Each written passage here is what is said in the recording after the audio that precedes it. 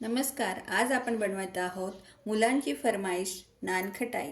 खटाईसाठी लागणारे साहित्य: 1 कप मैदा मी ऑलरेडी टाकला आहे, हाफ कप सुजी आणि हाफ कप बेसन आणि 3/4 कप शुगर.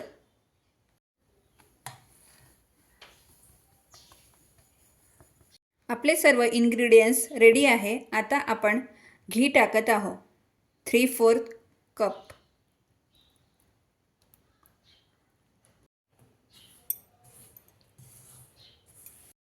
ह्या प्रकारे आपला डो तयार झालेला आहे आणि ह्या प्रकारे नानखटाईला शेप द्यायचा आहे आणि त्याला थोडंसं मध्ये प्रेस करायचं आहे, म्हणजे आपण त्यावर बदाम नाही तर पिस्ता लावू शकतो.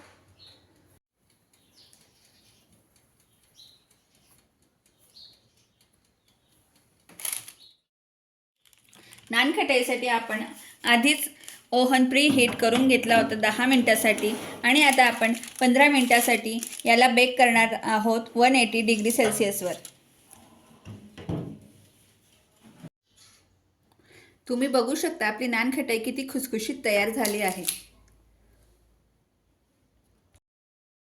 Thank you for watching.